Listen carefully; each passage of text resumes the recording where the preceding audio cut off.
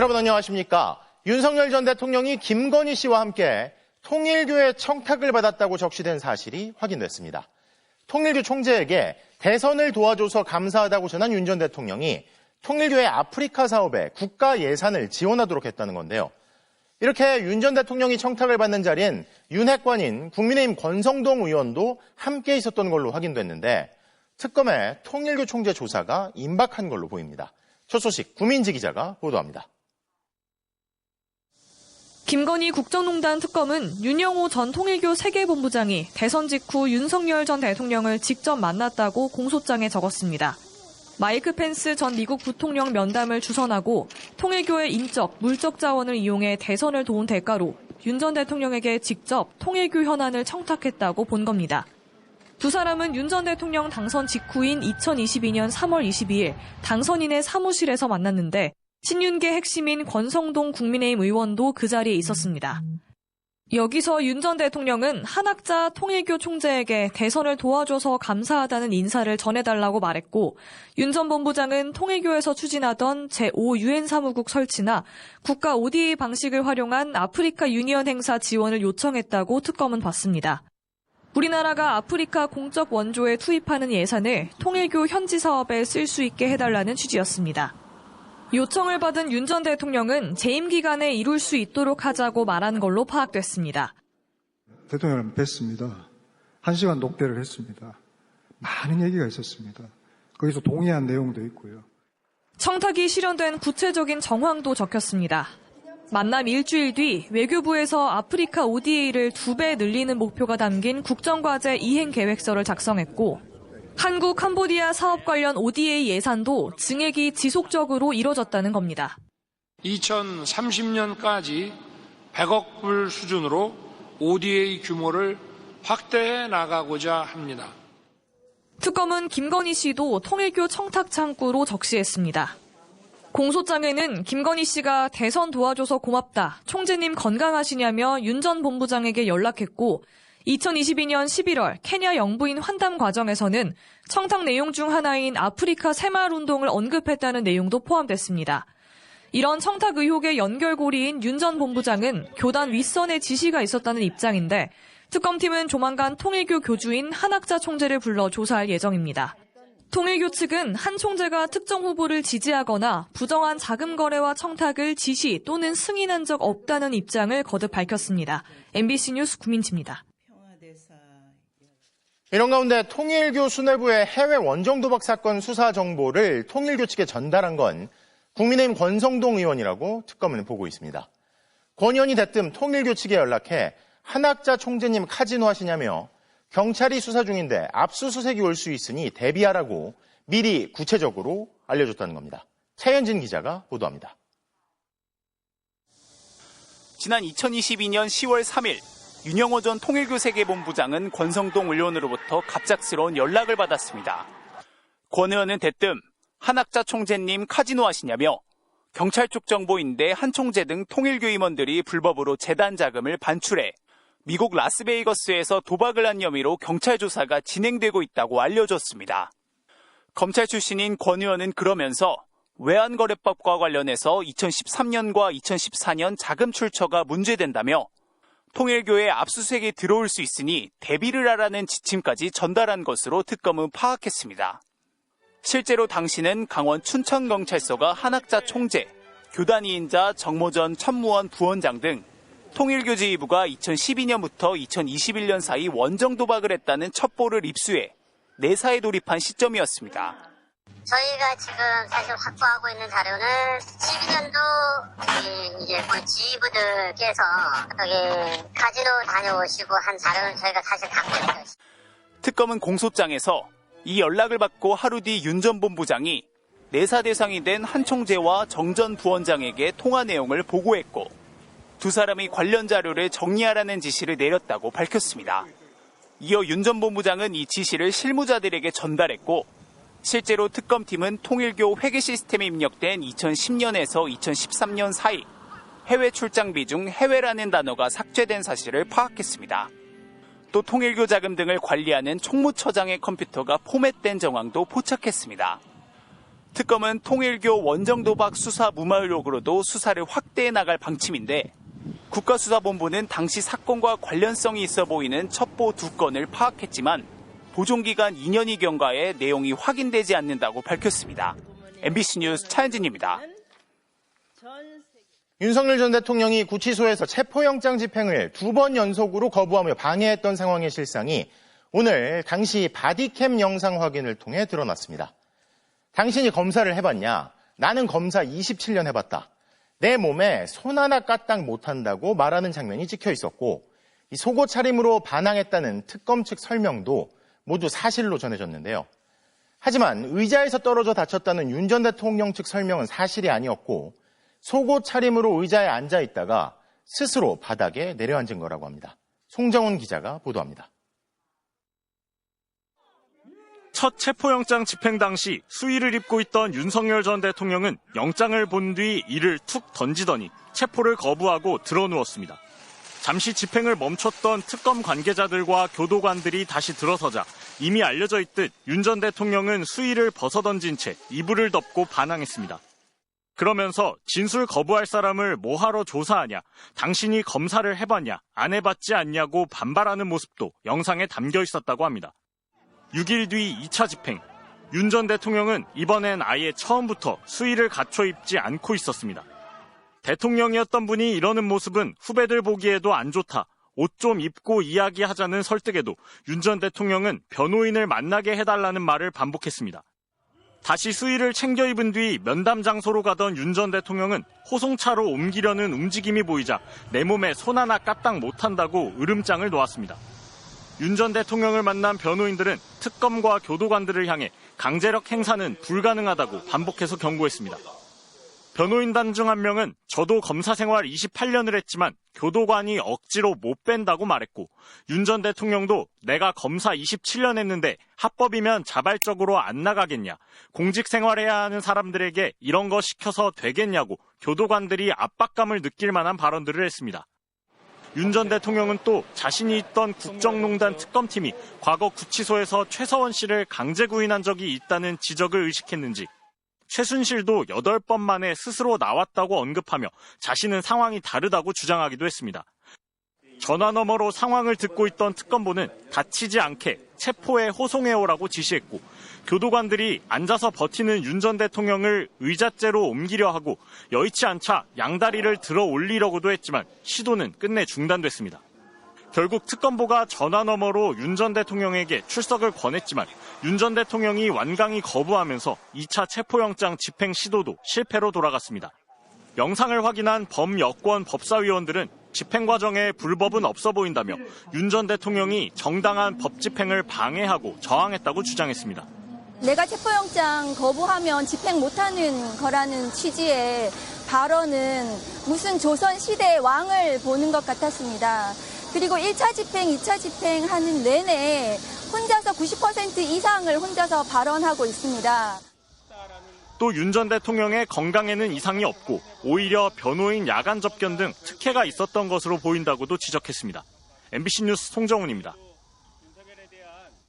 윤석열 전 대통령이 구치소에서 쓸 영치금을 모금하자면서 유튜버 전한길 씨가 계좌번호를 공개한 뒤 2억 7천만 원 넘는 거액이 모였는데요. 자, 그럼 윤 전 대통령은 이 돈을 받아서 어디에 썼을지 궁금한데 49일 동안 73번에 걸쳐 돈을 외부 개인 계좌 등에 옮긴 걸로 확인됐습니다. 고병찬 기자의 단독 보도입니다. 윤석열 전 대통령이 서울구치소에 수감된 뒤 변호인 김계리 씨와 전 한국사 강사 전한길 씨가 SNS에 계좌번호 하나를 올렸습니다. 고독한 옥중투쟁을 이어가고 계신 윤석열 대통령님께 당신의 응원과 사랑을 전해달라며 영치금 모금을 호소한 겁니다. 독방인데 너무 열악하고 심지어 책상 테이블도 없대요. 마음이 많이 아팠습니다. 사실은요. 이후 윤 전 대통령 지지자들이 영치금을 입금했다는 인증글이 이어졌습니다. MBC가 민주당 박균택 의원실을 통해 확인한 결과 이렇게 입금된 금액은 지난달 26일까지 모두 2억 7,690만 원에 달하는 것으로 나타났습니다. 같은 기간 서울구치소 수용자 가운데 압도적 1위에 해당하는 금액으로 수감 49일 만에 2위인 1,900만 원에 약 15배에 달하는 액수를 모금한 겁니다. 수용자의 하루 영치금 사용 금액은 음식값 등 2만 원 이내로 제한돼 있고 구치소에 맡겨 넣을 수 있는 영치금 총액도 400만 원까지입니다. 이 한도를 넘으면 구치소가 거래은행에 수용자 명의의 통장을 개설해 돈을 옮긴 뒤 석방할 때 지급하는 게 원칙입니다. 그런데 윤 전 대통령은 이 기간 동안 73번에 걸쳐 영치금을 외부의 개인 계좌 등으로 옮겼습니다. 이에 대해 법무부는 영치금은 구치소장이 허가하면 외부 이체도 가능하다며 다른 수용자들도 똑같이 적용되는 사항이라 특혜가 아니라고 설명했습니다. 지난 7월 기준 윤 전 대통령 부부의 재산은 79억 9,115만 원. 수십억 자산가가 지지자들을 꿰어 구치소에서 사실상 후원금 장사를 해온 것 아니냐는 지적이 나옵니다. 민주주의와 헌정 질서를 파괴한 행위를 가지고 지지자들에게 장사판을 벌인 것과 다름없습니다. 민주당은 영치금이 내란옹호 집회 등의 후원에 악용되지 않도록 관련 제도 개선에 나설 방침입니다. MBC 뉴스 고병찬입니다. 법원이 구속영장을 기각한 한덕수 전 총리의 계엄 전후 행적은 그동안 한 전 총리가 국민들에게 말했던 것과는 전혀 다릅니다. 비상계엄 선포 계획을 사전에 알았고 절차상 하자가 없도록 미리 챙겼고 국무위원들을 체근했고 계엄 해제 결의안이 국회에서 통과됐는데도 2차 계엄 시도 앞에서 시간까지 끌었다는 게 특검 수사로 드러났는데요. 법원에서 영장을 기각했지만 왜 한 전 총리가 구속돼야 한다고 특검이 판단했는지 군하연 기자가 정리했습니다. 계엄 선포 당일 저녁 8시 40분쯤 윤석열 전 대통령 호출을 받고 용산 대통령실에 도착한 한덕수 전 국무총리. 그런데 어떻게 알았는지 자신보다 먼저 와 있던 김영호 당시 통일부 장관에게 대통령께서 계엄을 선포하려는 것 같다고 말했습니다. 그리고는 대통령 집무실에 들어가 윤 전 대통령의 비상계엄 선포 계획을 들은 뒤 다른 국무위원들과 함께 차례로 문건을 건네받았습니다. 특검은 한 전 총리가 계엄 선포 담화문, 포고령 제1호, 그리고 관련 지시사항이 적힌 문서까지 총 3건의 문건을 받았다고 파악했습니다. 절차상 문제를 우려하며 의사 정족수를 채워 국무회의를 소집하자고 제안한 것도 한 전 총리였습니다. 김용현 전 장관은 정족수까지 남은 숫자를 손가락으로 세어 보이며 국무위원들을 재촉했고 한 전 총리는 송미령 농림부 장관에게 직접 전화해 더 빨리 오라고 체근하기까지 했습니다. 그렇게 위법한 계엄이 선포되고 한 전 총리는 윤 전 대통령이 최상목 당시 경제부총리에게 지시사항이 담긴 문건을 건네는 모습과 단전단수 조치를 하달받은 이상민 전 장관에게 전화하라며 손짓하는 모습을 지켜봤습니다.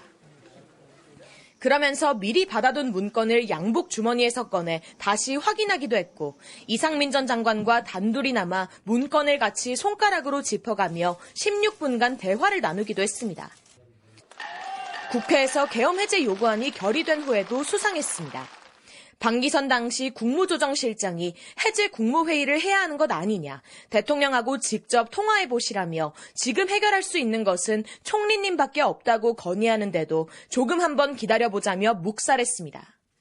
이 무렵 윤 전 대통령은 2차 계엄을 시도하려 했다는 의혹을 받고 있습니다. 1시간가량을 지체하던 한 전 총리는 새벽 2시 정진석 당시 비서실장으로부터 해제 절차를 진행해야 하니 국무위원을 소집해달라는 연락을 받고서야 국무회의를 소집했습니다. 앞서 법원은 한 전 총리 행적 등에 대한 사실관계를 인정하면서도 법적 평가를 다툴 여지가 있다며 구속영장을 발부하지 않았습니다. 특검은 지난달 27일 한 전 총리에게 내란 우두머리 방조 등 혐의를 적용해 불구속 기소했습니다. MBC 뉴스 군하연입니다. 김건희 씨에게 황금 거북이를 주고 장관급 자리를 받았다는 의혹이 불거진 이배용 국가교육위원장이 국회 출석을 앞두고 사퇴 의사를 밝혔습니다. 소위 김건희를 통한 매관 매직 의혹이 불거진 지 나흘 만입니다.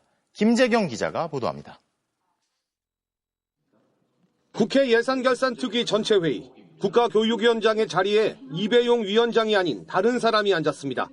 이 위원장이 오는 26일까지인 3년 임기를 한 달도 안 남기고 국회 출석 직전 사퇴 의사를 밝혔기 때문입니다.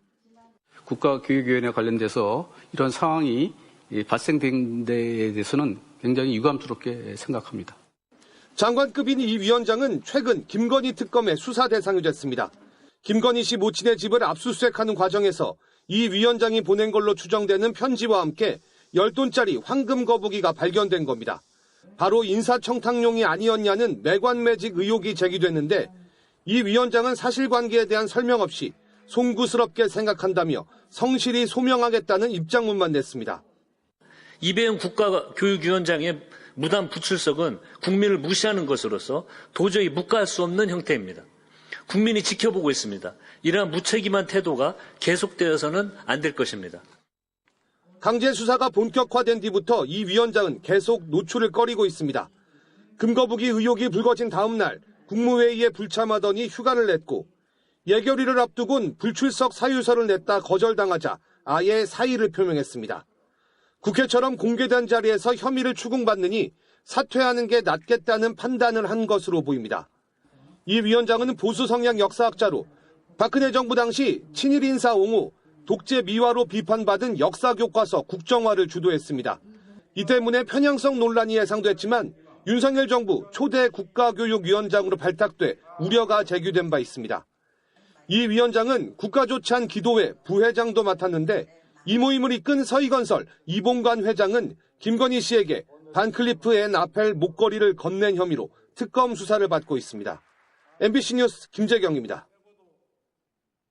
국민의힘 김민수 최고위원이 연일 논란을 일으키고 있습니다. 얼마 전엔 비상계엄이 어떤 국민도 다치게 할 의도가 없었다고 말하더니 이번엔 헌법재판소의 파면 결정을 사실상 부정하며 윤 전 대통령 부부를 석방하라고 그것도 당 공식회의석상에서 주장한 건데요. 국민의힘은 곧장 당 지도부 의견이 아니라는 입장을 내놨지만 도로 친윤당, 윤 어게인당이라는 비판이 당 안팎에서 쏟아지고 있습니다. 이문현 기자입니다. 윤석열 전 대통령 면회를 신청해 논란을 일으킨 김민수 국민의힘 최고위원이 이번엔 헌법재판소의 윤 전 대통령 파면 결정을 사실상 부정하며 석방까지 요구했습니다. 헌법재판소의 주장과 판결 역시 가정적 주장에 불과했습니다. 윤석열 대통령과 김건희 여사 석방하십시오. 또 국회 탄핵소추에 찬성표를 던졌던 자당 의원들까지 겨냥했습니다. 우리 당 의원을 포함한 국회의원 204명의 동의로 탄핵소추되었습니다. 국회에서 탄핵소추가 통과되지 않았다면 탄핵 심판이 시작조차 될 수 없습니다. 대선 당시 김문수 후보는 물론 송원석 비대위원장까지 사과했던 비상계엄을 이제 와서 옹호하고 나선 겁니다. 김 최고위원은 올해 1월 국민의힘 대변인으로 임명됐지만 비상계엄을 선관위 상륙작전이라고 표현한 사실이 드러나 사퇴한 바 있습니다. 이후 유튜브에서 윤 전 대통령을 옹호하며 이번 전당대회에서 득표율 2위로 최고위원에 당선됐는데 연일 논란을 일으키고 있습니다. 대통령의 의중은 어떤 국민도 다치게 할 의도가 없었다. 당에선 공식 입장이 아니라고 선을 그었고 장동혁 대표도 내란 특검 등에 찬성한 김도읍 의원을 당 요직에 앉히며 톤을 낮추고 있지만 당내에선 우려가 잇따르고 있습니다. 만약에 이 비상계엄을 옹호하는 분이 있다면 그냥 당을 나가시면 될 거라고 생각이 들고요. 네.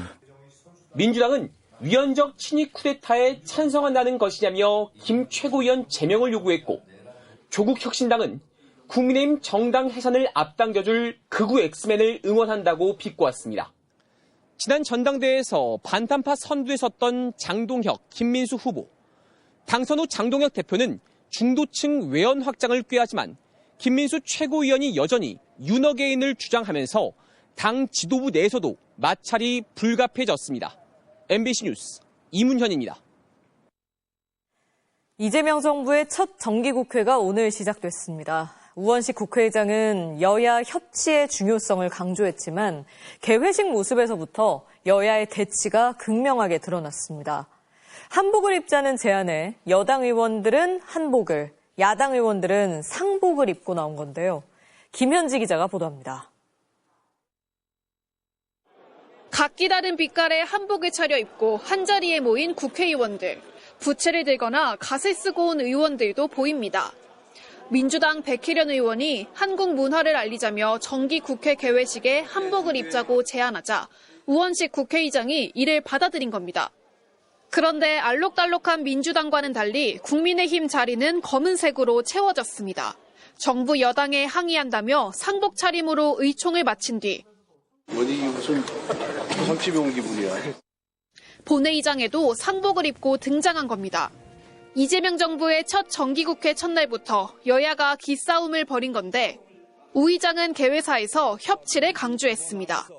여당은 야당의 역할을 존중하는 가운데 사회를 분열시키지 않는 국회의 모습을 만들어 가야 합니다. 정기국회는 앞으로 100일간 열리는데 각종 개혁 입법과 내년도 예산안을 처리합니다. 민주당은 검찰의 수사 기소 분리를 골자로 한 정부 조직법 개정을 포함해 언론개혁, 사법개혁 법안을 차질 없이 추진하겠다고 의지를 다졌습니다. 검찰개혁, 언론개혁, 사법개혁 3대 개혁의 시대적 과제를 이번 정기국회에서 반드시 완수하겠습니다. 반면 국민의힘은 민주당의 입법 폭주를 저지하고 대여 투쟁에 나서겠다는 방침입니다. 107명이 하나로 뭉쳐서 싸우는 것이 최선이라는 말씀도 드렸습니다. 또 역대 최대인 728조 원 규모의 정부 예산안에 대해서도 대대적 삭감을 주장하고 있습니다. 여야는 내일 최규진 교육부 장관 후보자, 이혁 원 금융위원장 후보자 인사청문회에서 본격적으로 격돌할 전망입니다. MBC 뉴스 김현지입니다. 수사와 기소를 분리하자는 검찰개혁안. 큰 방향은 정해졌지만 중대범죄수사청을 행정안전부와 법무부, 어느 부처 밑에 두느냐가 쟁점이 됐는데요. 국무총리와 관련 부처 장관들이 만나 의견을 조율해 행안부 산하에 두는 안을 이재명 대통령에 보고했습니다. 하지만 이 과정에서 여권 내 이견이 노출되고 인신공격성 발언까지 나오자 쓴소리도 나왔습니다. 홍신영 기자가 보도합니다. 매주 월요일 이루어지는 대통령과 국무총리의 주례회동. 오늘 주요 안건은 검찰 개혁안이었습니다. 주말 사이 김민석 총리가 법무행안장관, 여당 대표 등과 검찰 개혁안을 논의했는데 김 총리가 중수청을 행안부 산하에 두는 조율안을 이재명 대통령에게 보고한 걸로 전해졌습니다. 검찰청을 폐지하고 신설하는 중대범죄수사청을 법무부와 행정안전부, 둘 중에 어디에 둘지 여권 내 이견이 노출되자 총리가 직접 나서 의견을 조율한 겁니다. 중수청을 행안부 산하에 두는 방안에 신중한 입장을 보였던 정성호 법무부 장관도 당의 의견에 따르겠다며 거듭 물러섰습니다.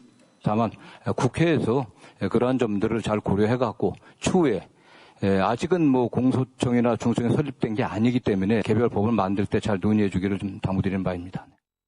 여러 쟁점이 예상되는데 검찰 개혁의 시작인 조직 개편부터 흔들리면 추석 전 입법조차 장담할 수 없다는 판단이 영향을 끼친 걸로 보입니다. 일단 여권 내 갈등을 봉합한 모양새지만 대통령실 관계자는 행안부 중수청이 확정된 건 아니라며 선을 그었습니다. 여권 내 이견을 넘어 정성호 장관 등 일부에 대한 공격 수위가 높아지는 것에는 대통령실의 공개적인 경고도 나왔습니다. 민영배 의원님도 그렇고 이문정 검사도 그렇고 이제 이런 방안이 제일 좋다 이렇게 말씀하시는 건 좋은데 사람을 거명해서 공격하는 방식은 저는 이렇게 썩 바람직해 보이지는 않아요. 논쟁을 하라고 그랬더니 싸움을 거는 거잖아요.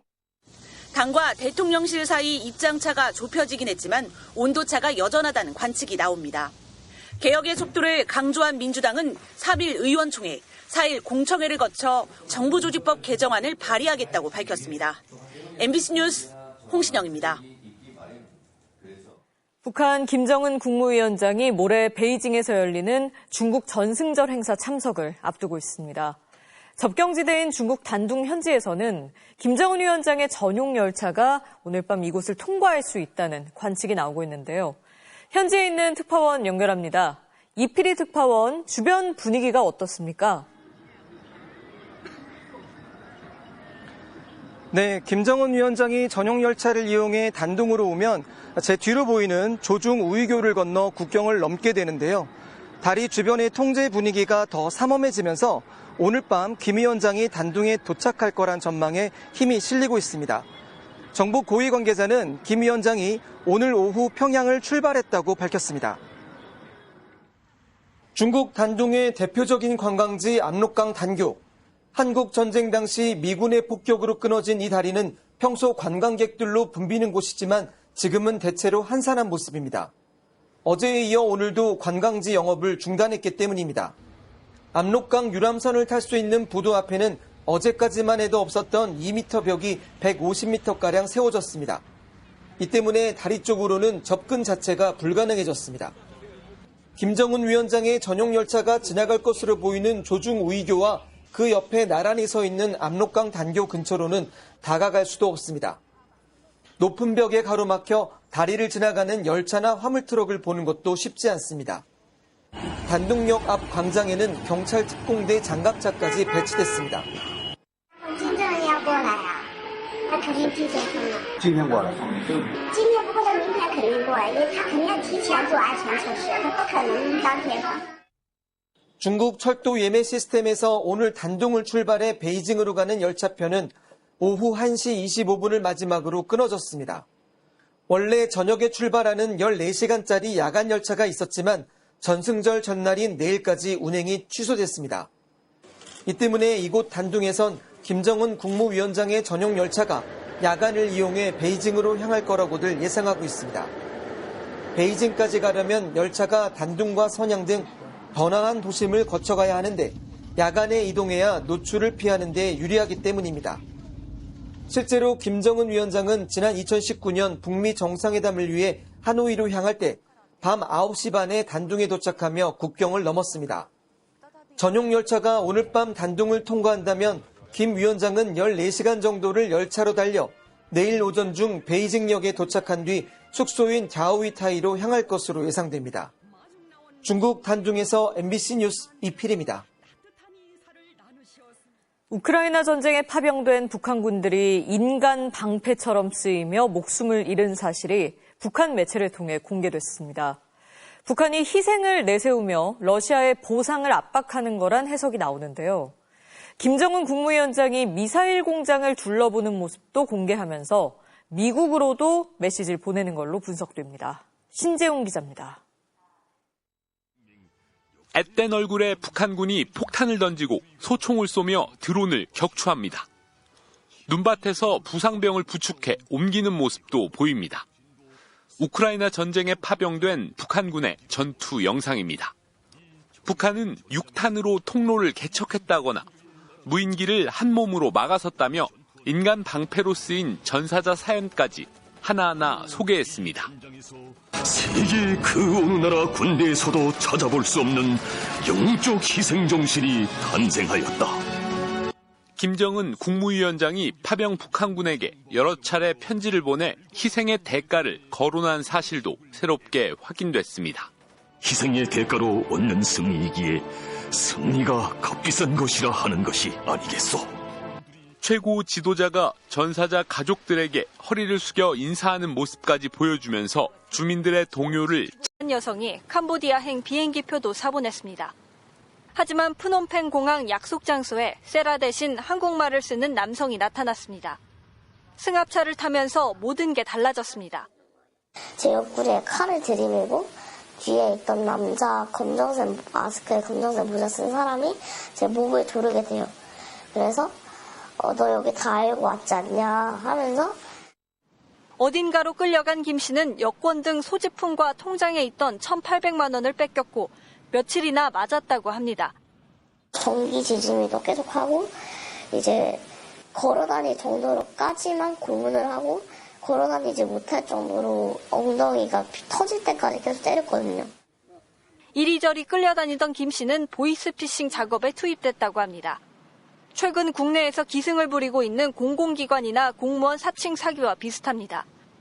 저한테 대안적 조사를 하라고 하더라고요. 취약계층한테 이제 커피를 좀 공급을 하려고 하는데 혹시 거실창 기준으로 좀 달고 싶은데 얼마 정도 하시냐 하면 김 씨는 이때 받은 휴대폰으로 남자친구에게 메시지를 몰래 보냈습니다. 제발 찾아달라. 한국 경찰이 와야 한다는 절박한 구조 신호였습니다. 나 지금 납치됐어. 그러니까 빨리 살려줘 막 하면서. 김 씨 가족과 남자친구가 경찰과 외교부 등에 이 사실을 알렸습니다. 지난달 9일 캄보디아 경찰은 캄포주 보코산의 한 건물을 급습해 김 씨를 구출했습니다. 김 씨 말고도 한국인이 13명 더 있었습니다. 이들은 현지 경찰 조사에서 좋은 일자리라고 해서 왔다고 진술한 것으로 전해졌습니다. 며칠 전에 자고 일어났을 때도 엄마한테 여기 한국 사람들 어디 갔냐고 하면서 막 아직도 캄보디아에 있다고 생각을 한 거예요. 김 씨는 현재 정신과 치료를 받고 있습니다. MBC 뉴스 문다영입니다. 자, 그런데 최근 캄보디아 현지에서 납치 감금됐다는 신고가 실제로 급증하고 있습니다. 범죄 조직이 활개칠 만큼 치안이 불안해 국내 범죄자들도 최근엔 캄보디아를 도피처로 가장 선호한다는데요. 문다영 기자가 계속 전해드립니다. 김 씨가 갇혀있던 건물에는 한국인이 많았다고 합니다. 한국인들이 바닥에 다 엎드려 있는 거예요. 그래서 컴퓨터가 쫙 세팅이 되어 있고 아이패드 쫙 세팅이 되어 있고 자신은 23호로 불렸다고 합니다. 저희 이름은 절대 공유하면 안 돼요. 제가 23호였어요. 7호 밥 먹어. 23호 밥 먹어. 모든 게 다 숫자로 불렸어요. MBC에도 여권을 뺏긴 채 갇혔다. 작년 5월 출국한 지인이 연락 두절이라는 제보가 지난해부터 들어왔습니다. 구타를 당하고 있고 연락도 지금 못하고 있는 상황이다 해서 그 형수님은 그 차를 팔고 나서 그 금액을 보내줬는데 또 연락이 아예 안 된 상황이었거든요. 캄보디아 감금 신고는 폭증하고 있습니다. 재작년 17건에서 1년 만에 220건으로 크게 늘었고 올 들어서는 지난 7월까지 252건입니다. 반년여 만에 작년 한 해 신고 건수를 훌쩍 넘긴 겁니다. 최근에는 사망자도 나왔습니다. 지난달 6일 캄보디아 현지에서 한국인 박모 씨가 숨진 채 발견됐습니다. 시신에서는 구타와 고문 흔적이 확인됐습니다. 사기 콜센터 조직에 억류돼 있다 숨진 것으로 추정됩니다. 외교당국은 현지 경찰에 신속한 수사를 요청하고 있다고 밝혔습니다. 캄보디아 현지 범죄의 배후에는 삼합회 등 중국 조직과 부패한 정치인들의 결탁이 있는 것으로 알려졌습니다. 국제인권단체 엠네스티는 최근 캄보디아에 대규모 범죄단지가 50개 넘게 조성됐고 잔혹한 학대와 인신매매가 급증하고 있다는 보고서를 냈습니다. 카지노 건물들이 코로나 시기를 거치면서 온라인 사행 사업으로 많이 가고 사기 사업으로까지 이제 확장이 된 거죠. 국민의 생명과 안전을 지키기 위한 신속한 업무 처리가 꼭 필요하다. 우리 정부는 캄보디아 영사를 1명 추가해 3명까지 늘리기로 했고 한인범죄 전담부서인 코리안 데스크를 현재 설치하는 방안도 추진하고 있습니다. MBC 뉴스 문다영입니다. 극한 가뭄으로 재난 사태가 선포되면서 강릉의 대형 호텔들이 수영장과 목욕탕 문을 닫기 시작했습니다. 가뭄 예산에 대한 이재명 대통령의 질문에 회의 내내 제대로 답을 못해 논란이 됐던 강릉시장은 질문을 이해 못했던 거라고 해명했습니다. 김인성 기자입니다. 한 500억 정도 추가된다. 그 500억의 소요 내역은 뭐라고요? 정수장 확장. 그 원수 확보는 추가로 안 되는 거잖아요. 내가 계속 그거 물어보는데. 그 말이 이상한데요. 원수 확보 추가 예산에 대한 대통령의 질문은 끝내 답을 얻지 못했습니다. 예산조차 제대로 파악하지 못한 거냐는 논란이 커졌고 결국 강릉시장은 기자회견을 통해 해명에 나섰습니다. 제가 충분히 이해하지 못한 이제 그런 자의불찰이다 이렇게 생각하고 아마 원수비에 대해서 좀 오해가 있지 않나 이렇게 생각합니다. 오봉저수지 농업용수와 달리 하천에서 확보하는 물이라 따로 원수 비용을 지불하지 않아 원수 확보 예산이 들지 않는다고 생각했다는 겁니다. 논란은 해프닝으로 끝났지만 가뭄 상황은 더 나빠졌습니다. 강릉 오봉저수지 저수율은 14.5%. 농업용수 공급은 중단됐고 오늘부터 대형 호텔과 리조트들도 수영장과 사우나 등의 운영을 중단하거나 축소 운영하기로 했습니다. 사실 기존 예약이 지금 많이 취소가 됐어요. 저희들도 이제 적극적으로 영업을 하진 않고 있습니다. 현재 50%로 잠긴 가정용 계량기는 75%까지 잠그는 걸 시민들에게 권고했습니다. 하지만 이후 저수율이 10% 밑으로 떨어지게 되면 시간, 격일제 급수가 시작되고 모든 시민들에게 생수병을 나눠준다는 계획입니다. MBC 뉴스 김인성입니다.